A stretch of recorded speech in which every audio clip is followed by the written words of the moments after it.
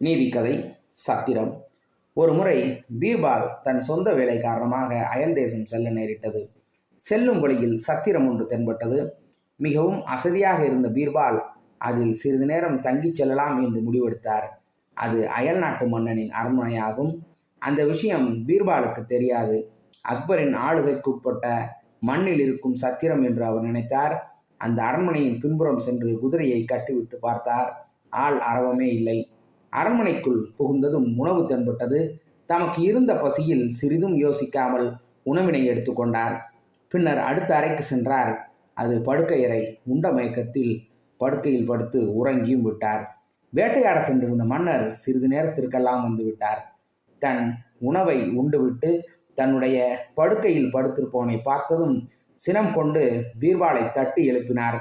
என் அரண்மனைக்குள் புகுந்து என் உணவை உண்டு என் படுக்கை அறையிலேயே படுத்திருக்கிறாயா என்று அதட்டினார். அதற்கு பீர்பால், ஓஹோ, இது அரண்மனையா?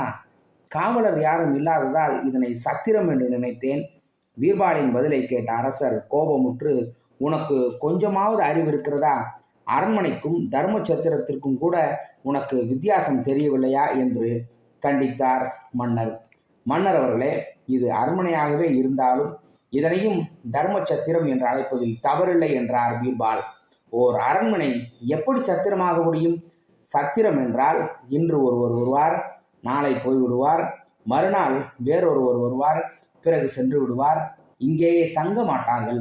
அரண்மனை அப்படி அல்ல, நான் நிரந்தரமாக தங்கி இருக்கிறேனே என்றார் மன்னர். மன்னர் அவர்களே, உங்கள் பாட்டனார் எங்கே தங்கியிருந்தார்? இதே அரண்மனையில்தான். உமது தந்தையார்?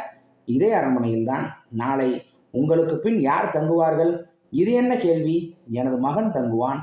ஆக இந்த அரண்மனையில் யாருமே நிரந்தரமாக தங்கி இருக்கவில்லை. எனவே சத்திரத்திற்கும் அரண்மனைக்கும் எந்த வேறுபாடும் இல்லை என்றார் பீர்பால்.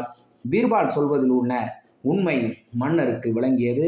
வந்திருப்பவர் சாமானியர் அல்ல என்பதும் விளங்கியது. தாங்கள் யார் என்று மரியாதையுடன் வினவினார் அரசர். என்னை பீர்பால் என்று அழைப்பார்கள் என்று பதில் சொன்னார் பீர்பால். அந்த மேமேதை நீங்கள் தானா?